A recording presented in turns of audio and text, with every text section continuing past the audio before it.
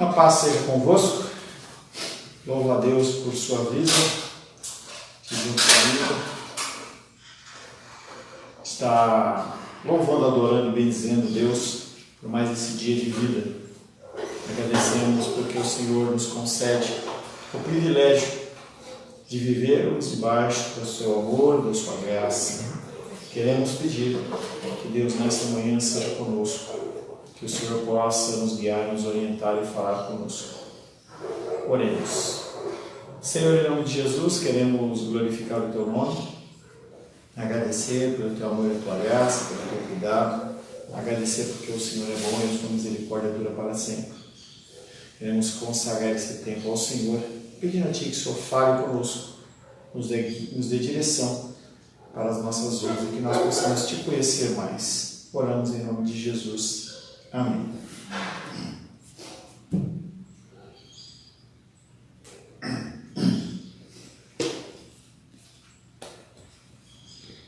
Hino 447.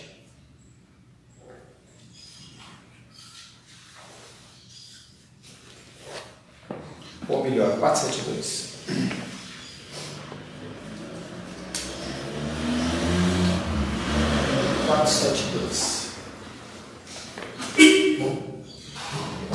Vem de manhã, embora o céu sereno pareça um dia calmo anunciar. Vigia e ora o coração pequeno, um temporal pode abrigar. Vem de manhã e sem cessar, vigiar e orar. Ao meio-dia e quando os sons da terra abafam mais de Deus a voz de amor, recorre a Cristo, o coração descerra e goza a paz com o Senhor. Vem de manhã e sem cessar, vigiar e orar. Do dia a fim, após os teus lidares, relembra as bênçãos do celeste amor e conta a Deus prazeres e pesares, depondo em suas mãos a dor. Vem de manhã e sem cessar, vigiar e orar. Aleluia.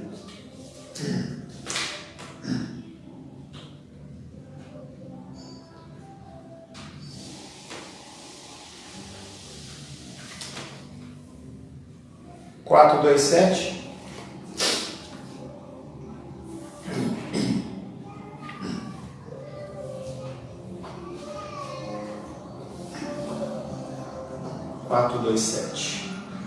Sou forasteiro aqui, em terra estranha estou, o céu já antevi, possuí-lo enfim eu vou, embaixador por Deus, do reino lá dos céus, venho em serviço do meu Rei. Eis a mensagem que me deu, que os anjos cantam lá nos céus. Diz o Senhor, Rei meu, reconciliai-vos já com Deus. É ordem do meu Deus, por Cristo e seu amor, que saiam já os seus do laço sedutor E quem obedecer no reino vai viver. Venho em serviço do meu Rei. Eis a mensagem que Ele deu, que os anjos cantam lá nos céus. Diz o Senhor, Rei meu, reconciliai-vos já com Deus. Mais belo que um rosal, o lar celeste tem, a bênção imortal, o gozo eterno além. No céu tem galardão, que flui a redenção. Venho em serviço do meu Rei. Eis a mensagem que Ele deu, que os anjos cantam lá nos céus. Diz o Senhor, Rei meu, reconciliai-vos já com Deus.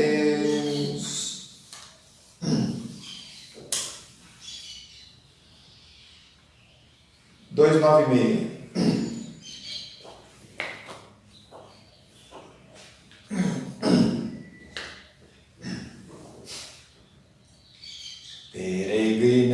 Peregrinando por sobre os montes e pelos vales, sempre na luz que tu promeste, nunca deixar-me.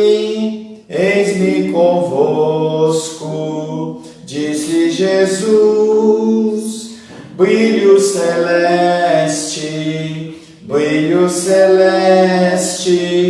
enche a minha alma, glória do céu. Aleluia, sigo cantando, dando louvores, pois Cristo é meu. Sombras à roda, sombras em cima, o Salvador não hão de ocultar. Ele é a luz que nunca se apaga, bem ao seu lado sempre de andar. Brilho celeste, enche a minha alma, glória do céu. Aleluia, sigo cantando, dando louvores, pois Cristo é meu. A luz bendita me vai cercando em meu caminho para a mansão. Mais e mais perto, seguindo o Mestre, possuo o gozo da salvação. Brilho celeste, enche a minha alma, glória do céu. Aleluia, sigo cantando, dando louvores, pois Cristo é meu. Glória a Deus. Vamos ao nosso breve período de oração. Primeiramente, vamos orar pelos enfermos. Quero pedir para a Inísia estar orando pelos enfermos, em especial pela família da Esther, todos com Covid. E ainda tem a tia da Esther, que ela vem do grupo de risco. Então, peço que você ore em nome de Jesus. Amém. Ó Deus de amor, Pai, agradecemos, Senhor, por essa manhã, Senhor, pela sua misericórdia que se renova cada dia, Senhor, por estarmos em sua casa, Senhor, é um privilégio, Senhor.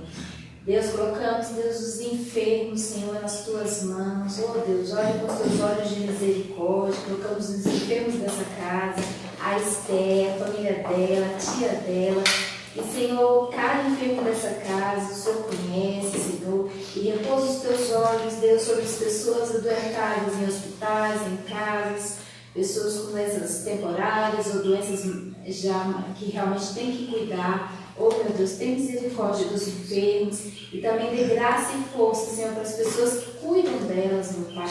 Oh, Deus, tem misericórdia, Senhor, que o Senhor abençoe todos os tratamentos e muitas vezes buscando oportunidade no hospital e no hospital público, muitas vezes não tem, aguardando, Senhor. E mesmo se o Senhor quiser operar milagres, Deus, de curar, que o Senhor venha curar, Senhor. Em tudo dê ânimo aos enfermos, meu Pai. Que seja feita a Tua vontade, Senhor. Que o Teu refrigério seja sobre eles no dia de hoje, a cada dia. E nós já te agradecemos pelo todo o Teu cuidado com eles, Pai. Em nome de Jesus. Amém. Amém. Rô, por favor, ore por essa família de Covid, que a pessoa possa estar nos poupando. Pai, nós te louvamos e bendizemos o Teu nome, primeiramente agradecendo ao Senhor pela Tua misericórdia que se renova sobre as nossas vidas mais essa manhã, por estarmos na Tua casa reunidos. Nós apresentamos neste momento a Ti, Senhor, essa nova onda de Covid, tantas pessoas contaminadas, muitas até com 4 doses de vacina. Nós sabemos que em tudo o Senhor tem o seu propósito e que ele seja cumprido, mas mesmo assim nós clamamos pela Tua misericórdia, Senhor. Clamamos pelo Teu socorro, por ações públicas também, para que as pessoas consigam ser atendidas, consigam os medicamentos necessários, os atendimentos médicos, recursos. Em nome de Jesus, Pai, colocamos na Tua presença essa situação e reconhecemos que nós dependemos do Senhor e carecemos do Teu auxílio, do Teu socorro, Pai. Em nome de Jesus oramos. Amém. Amém. Tia, por gentileza, ora para os missionários, pastores da igreja perseguida. Senhor nosso Deus, em nome de Jesus, Pai, oramos a Ti, Senhor Deus, pelos missionários, Senhor Deus, né, que estão fazendo o seu trabalho nos mais diversos lugares, Pai amado, enfrentando todo tipo de adversidades, situações. Rogamos a Ti, Senhor Deus, pela Tua proteção, para que os Seus guios guarde, para que eles possam se adaptar às realidades novas, Senhor Deus, e ali onde eles estejam, pessoas sejam salvas, Senhor Deus, pessoas venham a servir a Ti, sejam convertidas, Pai amado. Estou, Senhor Deus, pelo Teu Espírito Santo, que eles não se confundam, não se desanimem, mantenha a fé, Pai amado. Mantenha longe, Senhor Deus, os perseguidores, aqueles que se opõem a Ti, Senhor Deus. Que o Senhor guarde todos os Teus filhos, Pai amado, toda a Tua igreja, que o inimigo não alcance, que os seus intentos de perseguição, as maldades dos perseguidores não alcancem Teus filhos, Pai amado. Guarde os Teus filhos fortes na fé, Senhor Deus, que não se constrangem, não se tenham medo, não se ressentem do Teu amor diante das ameaças, da perseguição, Senhor Deus. Que sintamos, Senhor Deus, a glória que é ser perseguido, ser pedido, ser maltratado pela honra do Teu nome, Senhor Deus. Mas pedimos humildemente que mantenha a Tua igreja, Senhor Deus, longe dos ataques dos perseguidores. Em nome de Jesus. Amém.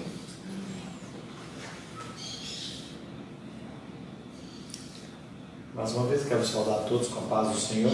Amém. Sei que você não vinha, um negócio de tem dominical hoje. Eu falei, que ele está perguntando se tem dominical hoje. Ué, não sei. E de repente desnamorado. Vai ter dominical. Eu não recebi o convite, né? Oi? Só zoando com o senhor. Não recebi o convite. Que convite? Desafio de estar aqui. Cara de pau. Sua vez para convidar. Ah, o convitinho. Eu até pensei nisso. Falei, será que o povo não vai vir para a igreja? Porque hoje não mandei convite, que hoje tem dominical. Agora que eu entendi. Amém. Amém.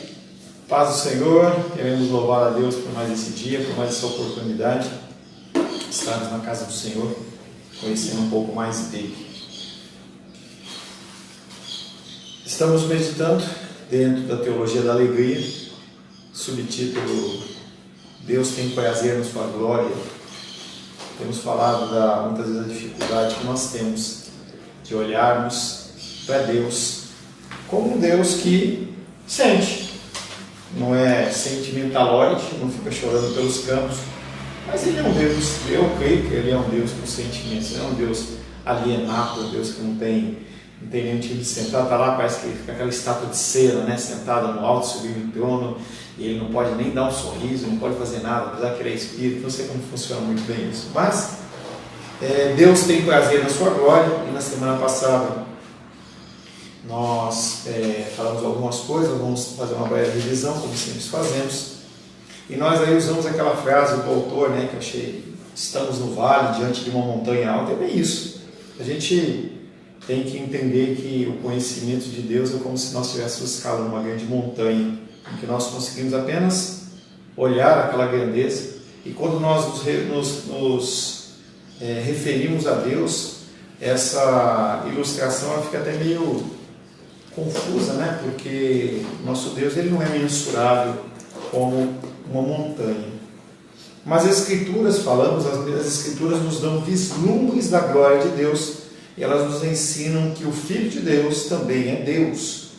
O Filho é o resplendor da glória e a expressão exata do seu ser. As pessoas elas acham que a glorificação a Deus ela tem muito mais a ver com atos externos do que com atos internos. Isso não é verdade. Deus ele é aquele que sonda os nossos corações. Ele está muito mais preocupado com as nossas motivações, com as nossas intenções. Não que nós não tenhamos que fazer, mas os nossos atos, as nossas ações, elas são muito mais condicionadas a algo que é uma expressão do nosso interior. E não simplesmente fazer por fazer. E Jesus Cristo, ele veio exatamente para nos mostrar esse caminho, ele como o caminho, a verdade e a vida. Ele mostra que o resplendor da glória é ele. A manifestação da palavra de Deus é o que vai trazer a glória de Deus. Falamos que uma das melhores maneiras de pensar no prazer infinito que Deus tem em sua glória é vê-lo como o prazer que ele tem em seu Filho. E todas as vezes que ele se refere, aparece a figura da manifestação de Deus, uma manifestação sobrenatural, seja no batismo, seja em qualquer outro lugar, ele fala que ele é o Filho amado em que ele tem prazer. Deus tem sido supremo e eternamente feliz na comunhão da Trindade, ele não precisaria de mim e por você. Então isso é uma coisa que nós temos falado. O ser humano, dentro do humanismo, ele fala da necessidade do ser humano como sendo algo essencial dentro desse quadro. Ele não é, ele é apenas um coadjuvante. Então a figura de Deus e da Trindade como plenos, eles atestam claramente que eles não precisam de nós. Deus ele se alegra, mas Deus ele se alegra na glória da sua obra. Ele se alegra em criar a mim e a você. E aí o autor ele foi muito feliz quando ele usa o conceito de transbordar. Deus ele está tão transbordante na sua própria alegria que ele quer de alguma maneira compartilhar-se. Ele se compartilha através da criação. Então, a criação do mundo não foi um fruto da fraqueza, como eu já disse para você, em que pessoas dizem que Deus é depressivo, que Deus é arrogante, que Deus é isso, que Deus é aquilo, como se ele precisasse de nós. E ele não precisa. O amor dele é imutável. As pessoas não conseguem entender que o amor de Deus é imutável. Independente do que você faça ou do que você não faça, você não vai mudar a porção de amor dele por você ou aumentar. Deus gosta de contemplar a sua glória refletida nas suas obras. Assim a felicidade eterna do Deus Trino transbordou na obra da criação e da redenção. E cada cumprimento que ele dá no seu plano glorifica o nome dele. Falamos também que todas as suas obras ele faz em favor de si mesmo. Então, esse é um conceito difícil, em especial dentro do meio difícil no meio pentecostal, impossível de entender dentro do meio neopentecostal, porque dentro do neopentecostalismo nada mais é do que você tentar de alguma maneira mostrar a sua dignidade ou a sua honra ou o seu direito. E você vê muito nos discursos, em especial quando há recolhimento de ofertas, dízimos, em que as pessoas elas são comissionadas a dar para receber. Se eu não dou, não recebo. Mostra o seu valor. E muitas músicas e ações que as pessoas criam exatamente para estabelecer esse vínculo que já é inato do nosso coração. Eu dou para receber. essa adoração pagã, esse contexto, esse jeito de agir que nós vivemos na nossa sociedade, entregando o nosso tempo para receber gratidão, receber os nossos recursos. Mas com Deus não funciona dessa maneira. Deus é o único ser do universo para quem a exaltação própria é uma virtude e não um defeito. Quando nós pensamos em seres humanos, nós vamos falar um pouco mais para frente, seres humanos que buscam a sua exaltação, nós achamos ruim, nós não gostamos de conviver com pessoas desse tipo. Mas Deus, Ele é o único em que a exaltação própria é uma virtude e não um defeito. E aí nós começamos a questionar algumas coisas. Mas se Deus ele é totalmente inspirado em si mesmo, como é que Ele pode querer pensar no outro? Se Ele está tão preocupado com a sua glória, por que Ele vai se preocupar comigo? Ou Ele vai dar atenção para aquilo que eu penso? E aí nós citamos, quase que meio que querendo criar uma confusão, né? 1 Coríntios 13:5 diz que o amor não procura os seus próprios interesses. Se Deus fosse tão egocêntrico que não tivesse qualquer inclinação para amar suas criaturas, então o prazer estaria morto. E a gente fica naquele dilema. Se Deus ele se ama tanto, como é que Ele pode se preocupar com o outro? Como é que Deus vai nos amar realmente se Ele está pensando só nele? Mas nós temos que sempre trabalhar com a condição de pressupostos. É algo que eu tenho estabelecido muito claro e tenho falado bastante. Falei bastante essa semana isso. Estabelecer pressupostos para o nosso entendimento de Deus. Não que nós vamos definir o quem Ele é, mas nós definimos Ele a partir das Escrituras. E nós temos alguns contextos como a soberania dEle, Ele é um Deus de amor, são coisas que a própria Escritura afirma. Então nós temos que partir não do nosso entendimento para Deus, e sim de Deus para o nosso entendimento, e assim tentar trabalhar esse contexto. Deus ele é vaidoso ou Ele é amoroso ao ordenar o seu louvor? Nós fechamos na semana passada exatamente com essa condição. A Bíblia está repleta de ordens para que se louve a Deus. E nós botamos vários textos. Nós temos 2 Tessalonicenses 1,10 que fala ser glorificado no seu santo, ser admirado em todos os que creram. Nós temos Efésios capítulo 1, de 4 a 6, em que ele fala que nós somos criados para louvor da sua glória, para louvor da sua graça. Em amor nos predestinou Ele para a adoção de filhos, a fim de sermos para louvor da sua glória, e muitos outros versículos que falam exatamente dessa condição de que nós somos criados para o louvor e glória do Senhor. Tudo que foi criado para o seu louvor e para a sua glória. Todas as diferentes maneiras que Deus escolheu para manifestar a sua glória na criação e redenção parecem atingir o seu ponto culminante nos louvores do seu povo. Apesar dele ter criado a samambaia, apesar de ter criado o bichinho, o sol, o mar, e tudo isso realmente louva e glorifica o nome do Senhor, Ele coloca o foco dele, da adoração dele principal em cima de mim e de você, que somos criados à imagem e semelhança dele. Ele define dessa maneira. Então, para Ele, o nosso louvor ele é mais entoado, o nosso louvor ele é mais agradável, o nosso louvor chama mais a atenção dele do que a natureza mesmo que Ele criou. Deus governa o mundo com glória, exatamente para que possa ser admirado, aplaudido, exaltado e louvado. Parece que, em vez de elucidar, parece que mais complica a coisa. Parece que mais o lado de Deus fica sujo, porque fica mostrando que Ele está mais preocupado com Ele. O clímax da sua felicidade é o prazer que tem reflexos na sua grandeza e no louvor dos seus santos. Contudo, cada vez mais tenho visto pessoas tropeçarem nessa verdade. E aí as pessoas elas olham para essa condição, essa condição quase que dúbia de um Deus que se ama e nos ama. E é algo que é debatido e ensinado bastante numa matéria de teologia que chama Teologia Bíblica, em que ele fala sobre um conceito que chama imanência. Eu já comentei com vocês. Imanência, que é aquele Deus que ele se preocupa comigo, e a transcendência. Não, esse Deus ele não se preocupa comigo porque Ele é um Deus muito grande. E nós estamos acostumados dentro da nossa sociedade que pessoas de alta patente não nos dão atenção. Então, em tempos de eleição, a pessoa vem, te aperta a mão, cumprimenta, entendeu? Te abraça, posa com foto, faz dedinho de um jeito e de outro, mas quando a pessoa é eleita, você não a alcança mais. Então, de uma maneira muito superficial, se eu fosse essa palavra, seria a comparação da ação de Deus. Então, as pessoas elas ficam entre a transcendência de Deus, que é aquela visão de você no pé de uma grande colina, não pensa num rio pequeno, pensa no Everest, entendeu? Que tem aquelas nuvens assim, você não consegue nem ver o pico, entendeu? E você olha para uma coisa que está pertinho de você, e a pessoa fica nesse jogo, né? Ou é uma coisa ou outra. Porque nós, seres humanos, somos assim. As nossas características são, ou eu sou de um jeito ou eu sou de outro. Ou eu sou acessível ou eu não sou, ou eu amo ou eu odeio. A gente não consegue ter essa condição de conviver com duas características que são opostas na mesma pessoa. Mas Deus, ele é assim. Ele é como um diamante em que você vê várias facetas, e dentro dessas facetas ele mostra tanto o amor dele, como a ira dele, como o ódio dele, como o cuidado dele, e todas essas condições elas são plenas em Deus. Ao mesmo tempo, nós não conseguimos isso.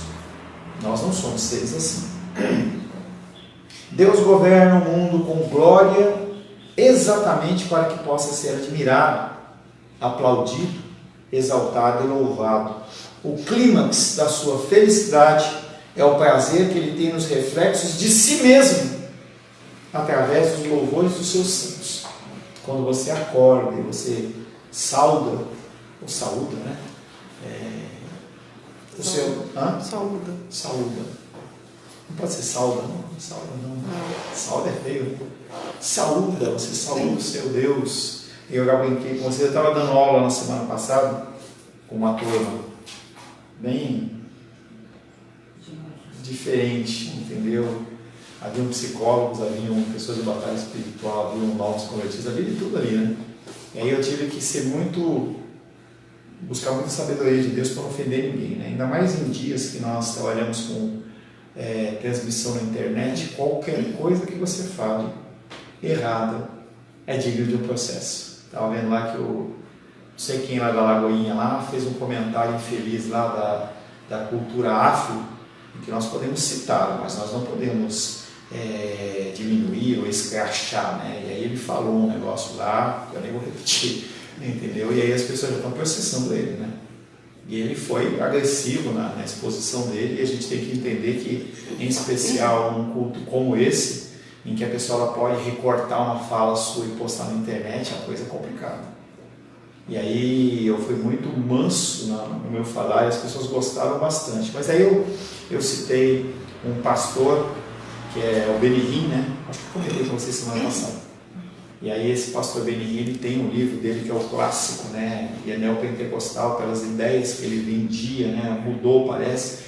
E aí ele fala, bom dia Espírito Santo. Quando eu falei isso, as pessoas não se alegraram, outros ficaram assim, meio assim, o que esse cara está falando? Eu falei, não, a gente tem que saudar o nosso Deus. A gente tem que cumprimentar o nosso Senhor. Então eu tenho essa prática. Isso é algo que já virou hábito para mim. E eu saúdo, bom dia meu Deus, bom dia meu Jesus, bom dia meu Espírito Santo, eu falo.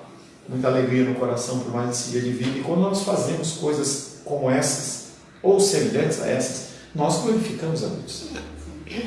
Contudo, cada vez mais tenho visto pessoas tropeçarem nesta verdade. As pessoas não gostam de ouvir que Deus é supremo em suas afeições, ou que faz todas as suas coisas para a sua própria glória, ou que exalta a si mesmo e busca o louvor do ser humano.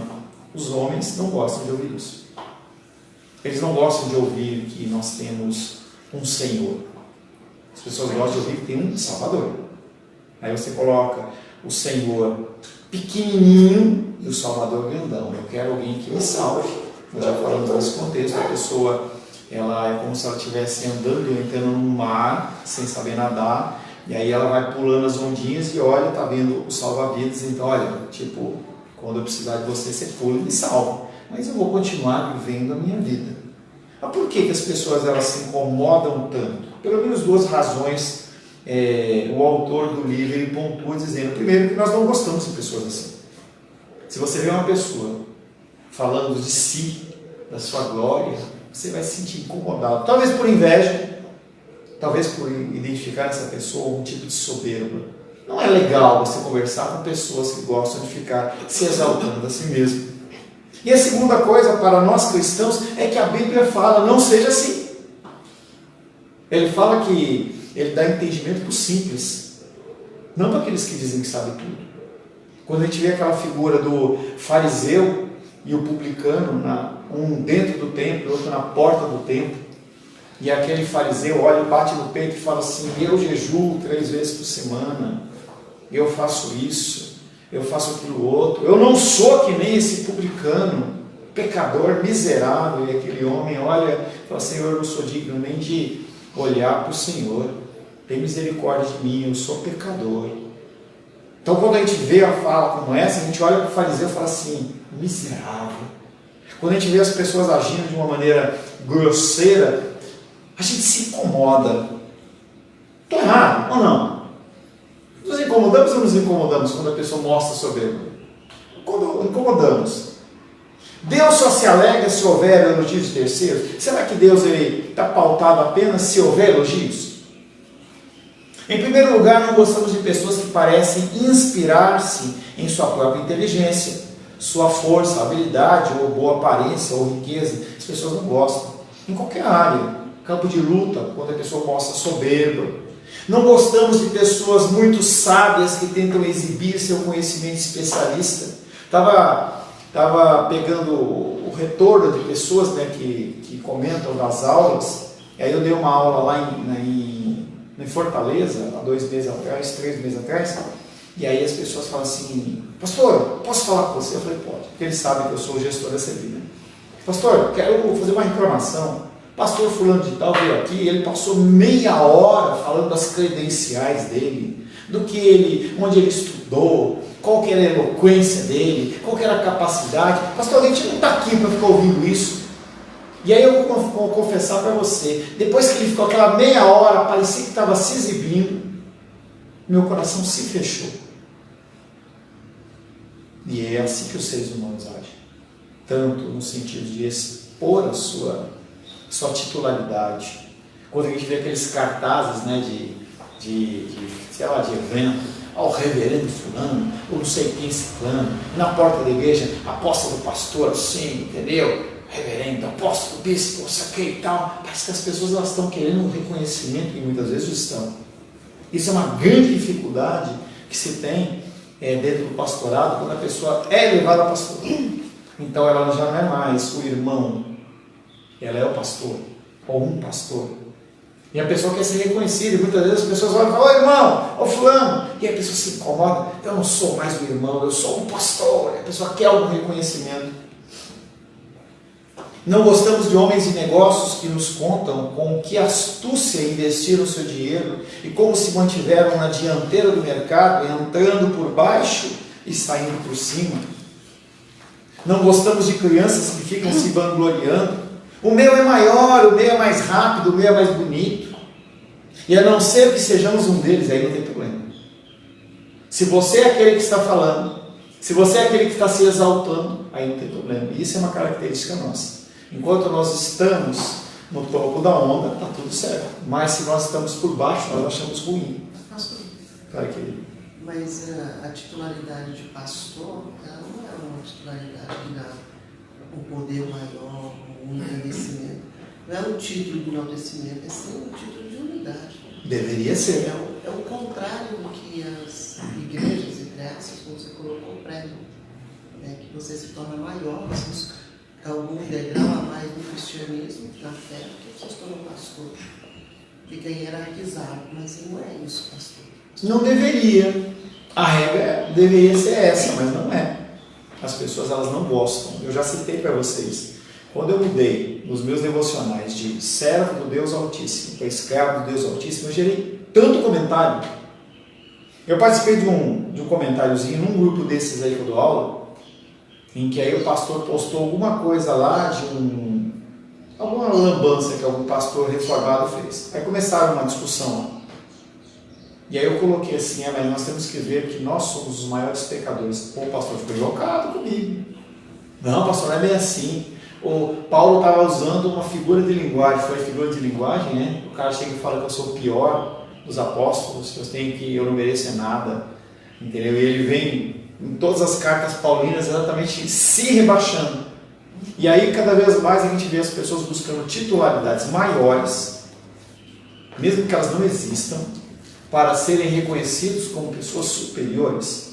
Tinha um apóstolo que ele colocou assim, alguma coisa desse tipo, filho da mulher que tem o ventre ungido, coisa desse tipo, entendeu? Matriarca. Ele deu um título assim, entendeu? Que você fica difícil até de você tentar nominar aquilo. Mas as pessoas elas vão colocando os títulos com o objetivo de serem mais reverenciados. Mas a gente, quando trabalhava lá com batalha espiritual, a gente via muito isso, muito isso. Então tinha uma apóstola que veio para o Brasil, ia dar um seminário, a gente estava, acho que, ajudando lá no seminário lá da Igreja Bola de Neve, nas minhas épocas de maluquice. E aí a mulher ela foi colocada na casa de uma outra mulher, para ficar lá, uma mulher riquíssima, entendeu? Que ela ia ter o melhor atendimento possível, era uma mulher com muita posse, entendeu? Aquelas mansãozonas assim. E aí, aí o rapaz que estava organizando, que era o nosso amigo, ele me ligou de manhã e falou assim: Paulo, você não sabe o que aconteceu? Eu falei: o quê? A fulana me ligou 2 da manhã.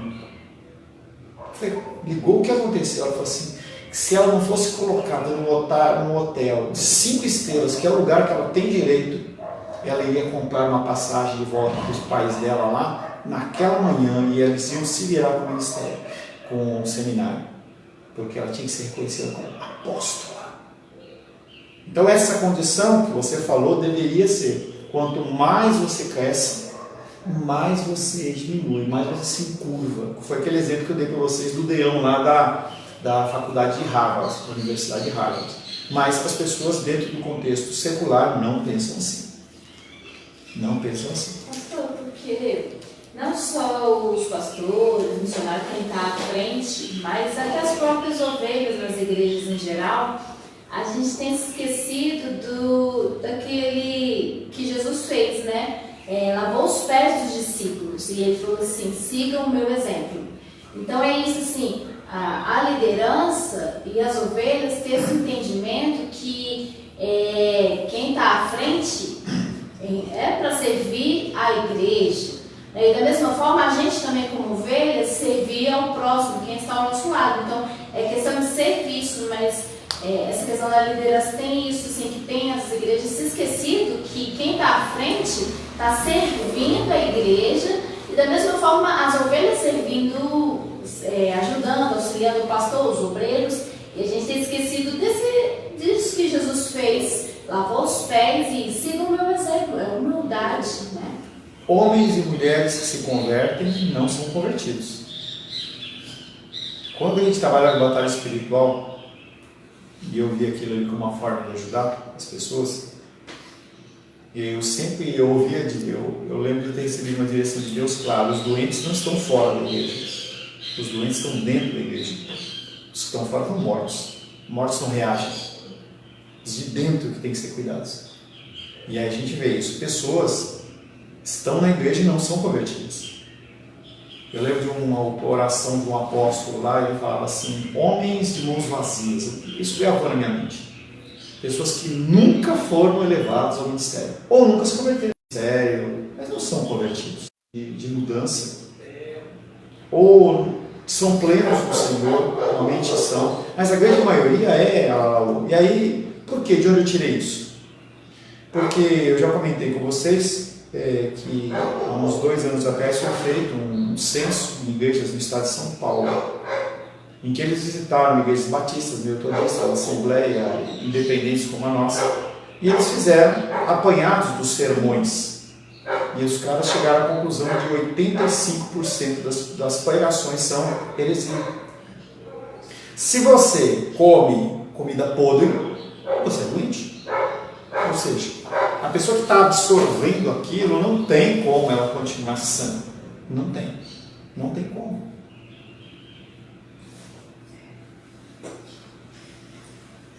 Não, mas aí, voltando aí, esses 80% você está falando de uma condição errônea do púlpito ou de um endurecimento próprio do coração? Os dois lados. Os dois lados, porque a pessoa que está ouvindo uma coisa podre e está submetendo aquilo, porque aí tem uma condição dupla também. A pessoa pode estar lá ainda como sendo chamada como profeta de Deus naquele meio, para que as pessoas saibam que houve um homem de Deus, uma mulher de Deus naquele meio. Ou então a pessoa está comendo aquilo porque ela não sabe, não quer outra coisa, ela quer aquilo mesmo. As moscas, elas são atraídas por coisas podres, e muitos são moscas, não são abelhas. E aí até eu vi uma vez lá, não adianta você querer explicar para a mosca que ela é mosca, ela acha que ela é abelha, e ela não vai, ela vai continuar naquela batida. A grande massa do nosso cristianismo hoje é um cristianismo doente. Pessoas não leem a Bíblia, não leem a Bíblia. Quando eu falo de ler, as pessoas se incomodam. É uma grande luta. Qual que é a maior luta que eu tenho no ministério hoje? Convencer as pessoas a ler a Bíblia. Uma luta. Se a pessoa não lê nem a Bíblia, como é que eu vou falar de doutrinas, de filosofias? Por que eu vou me preocupar em falar sobre conceitos de teologia profunda? A gente poderia ter uma dominical extremamente profunda, mas por que eu vou ter isso? Se as pessoas elas estão acostumadas, não estão sabendo, não conseguem nem ler a Bíblia. Nem ler a Bíblia. Quando a pessoa ela consegue ler a Bíblia, é uma festa. Nossa, que alegria. Voltando. Por que não gostamos dessa ação soberba? No fundo, é porque pessoas assim, elas não são autênticas. Elas estão buscando se satisfazer, é o conceito errado da autoestima. A autoestima não é você achar que você é o melhor, é você achar que você é o menor. Autoestima bíblica é você entender que importa que ele cresça ou diminua. E quanto menos você tem expectativa em relação a si mesmo, menos você se frustra.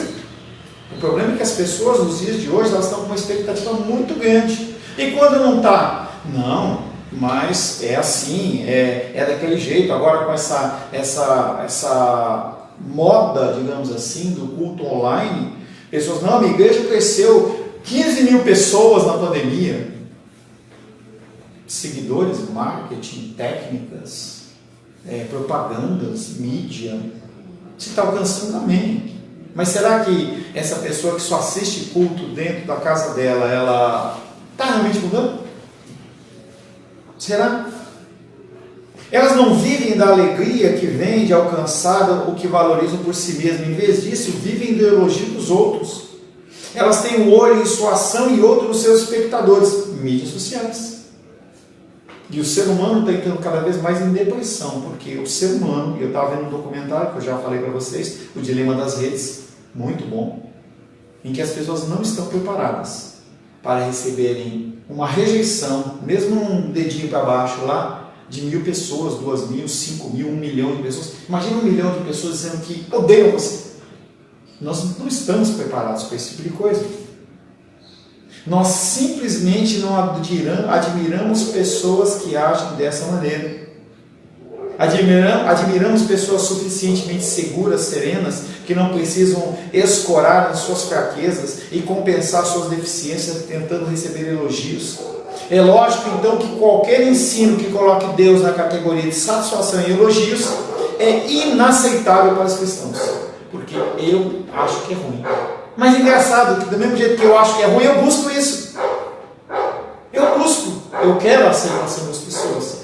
Nós somos seres sociáveis, mas ele sempre tem que partir do pressuposto. O nosso Deus, ele é imutável.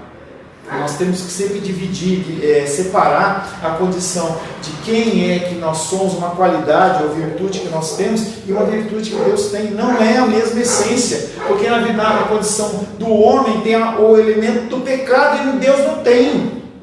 Qualquer ação de Deus, ela é santa e divina, e qualquer ação que eu tenha, ela é pecadora. Ela sempre vai ter o dedo do pecado, porque eu estou executando. Para muitos, o ensino de Deus, o ensino de que Deus procura manifestar a sua glória e conseguir o louvor das pessoas, de fato, coloca nessa categoria de uma pessoa com problemas. Mas seria esse o caso? É claro que não. Nós temos deficiências, Deus não tem deficiências. Nós somos fracos e Deus é forte. Mais uma vez, condição de pressupostos. Se você não ler as Escrituras e identificar quem é Deus para você, você vai ter uma visão distorcida de Deus, o seu cristianismo ele vai ser distorcido.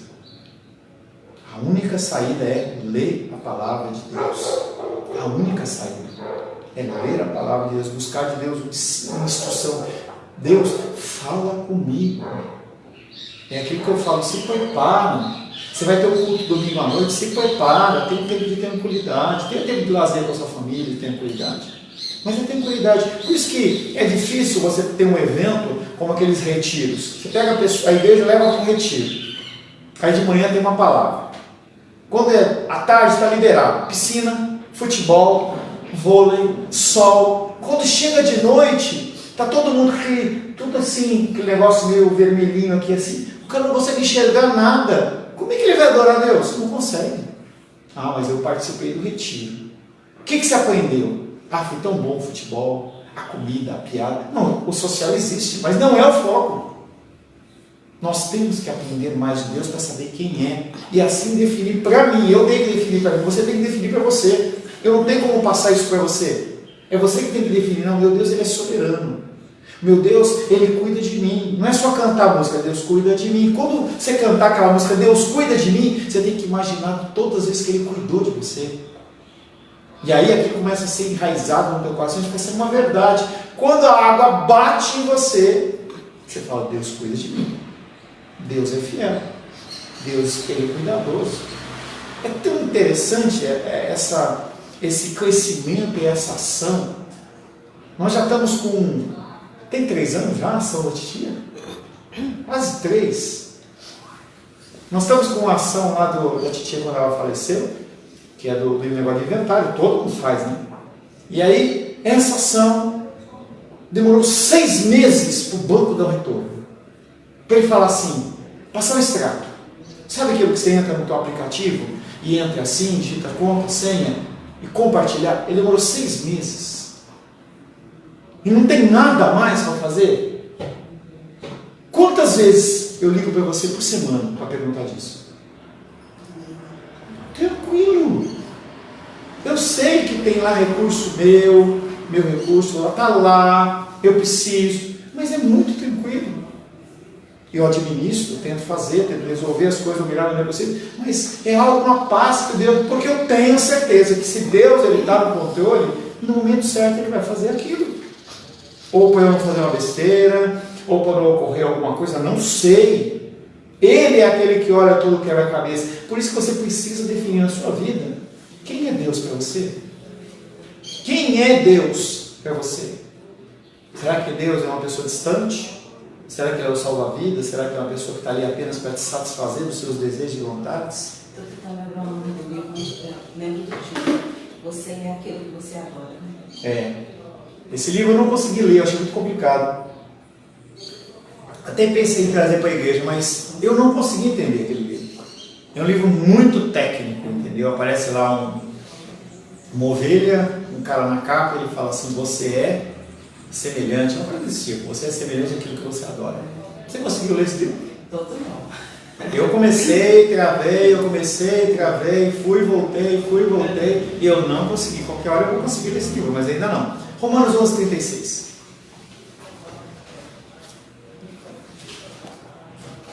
Pode até cantar se você quiser, tá, gente? Esse versículo, né? 8:36? É, 11. Lê primeiro e canta, vai. Ah, olha o versículo antes. Porque dele, Vai lá. por meio dele, Isso. para ele são todas as coisas. A ele, pois, a glória eternamente. Amém. Porque dele, por ele, para ele são todas as coisas. Atos 17:25.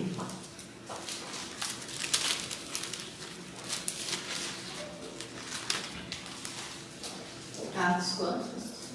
17:25.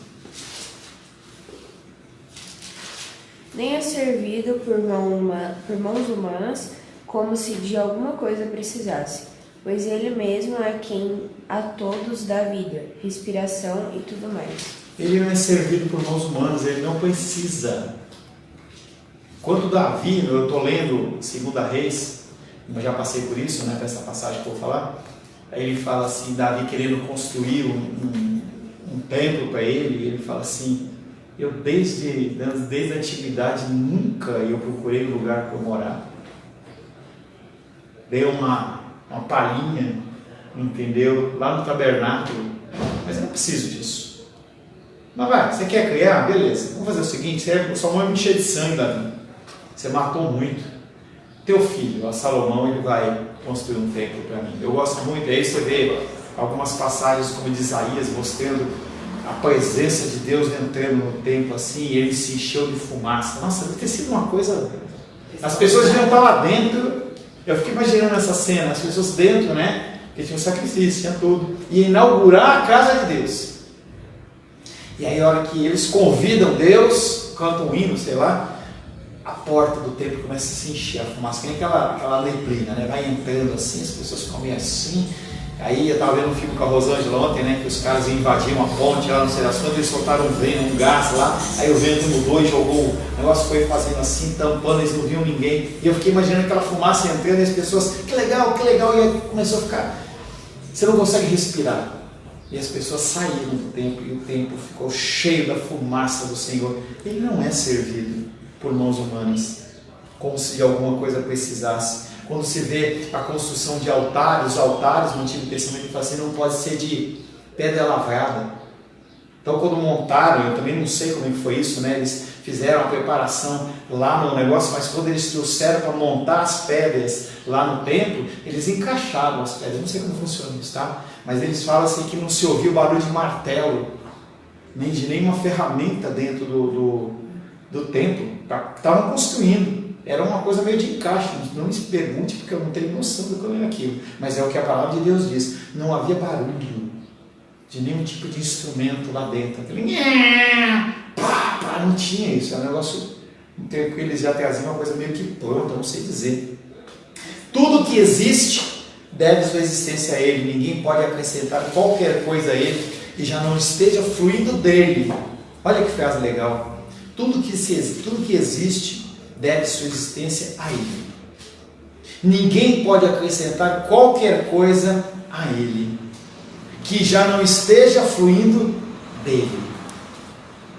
Por isso, o empenho de Deus em buscar sua própria glória e ser louvado pelas pessoas não pode vir de uma necessidade dele ou compensar alguma deficiência dele. O nosso louvor e a nossa adoração não aumenta a glória dele. Ele não é mais glorificado ou ele brilha mais. Não tem mudança. E aí a gente tem que entender que o privilégio é nosso, não é dele de receber. Pessoas que buscam o seu próprio crescimento, a sua própria exaltação, elas estão precisando de algo para fazer o coração dela, o coraçãozinho delas funcionar e respirar. Ele não. À primeira vista, ele pode ser semelhante às pessoas que fazem o que fazem por elogios, mas não é como elas. E a semelhança é apenas superficial e ela tem que ser explicada de outra maneira. O amor não busca os seus interesses, nós citamos essa parte desse versículo, mas ele busca a alegria dos outros. Então o Senhor, ele busca a nossa alegria através dele mesmo. A manifestação da glória dele, ela é atrelada, alicerçada com o nosso agir, o nosso crescer. Tanto que os dons que são entregues na igreja, elas têm uma finalidade, fazer com que a gente cresça. Essa é a função. A pessoa, se ela é profeta, se ela é mestre, o que quer que seja, não é para o seu engrandecimento, é para o terceiro. Então, apesar de ele ser glorificado em todas as coisas, ele se alegra que nós sejamos felizes com essas coisas, que nós sejamos abençoados na confiança dele.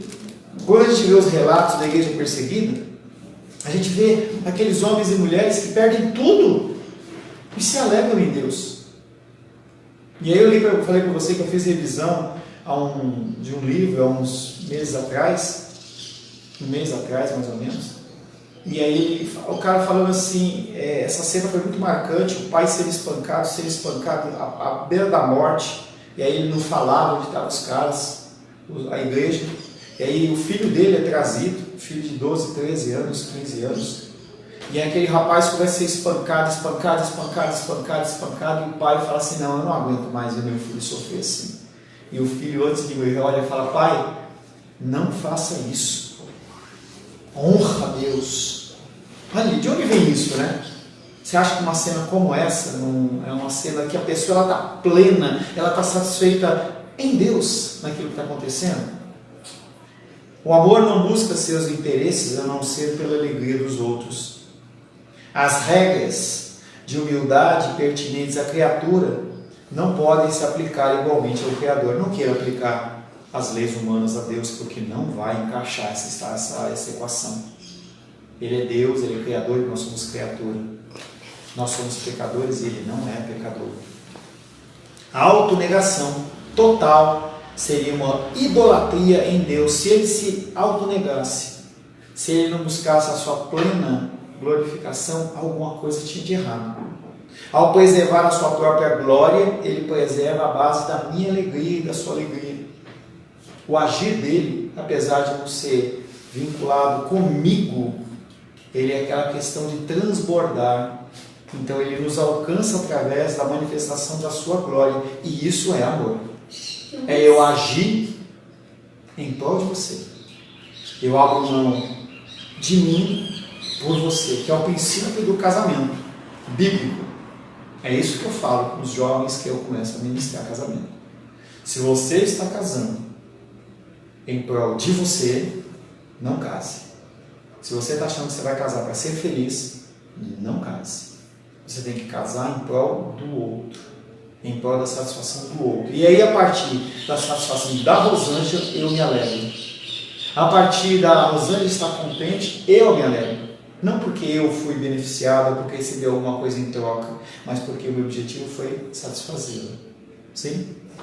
Não, é um versículo, eu não sei a localização, mas é mais ou menos, eu não lembro de Isaías, com certeza, que assim, parece se referir a Deus, que fala o noivo se alegra na noiva. E também tem um outro versículo que fala assim, que Deus se deleita na sua noiva. Tem esses dois versículos, só que eu não lembro muito a localização. Então, Deus se deleita na igreja, né? Agradeço você pelo primeiro período. Vamos para o nosso breve intervalo. Daqui a 15 minutos, às 10h45, nós retomamos, se Deus assim o permitir. Deus te abençoe e te conceda a graça. Amém.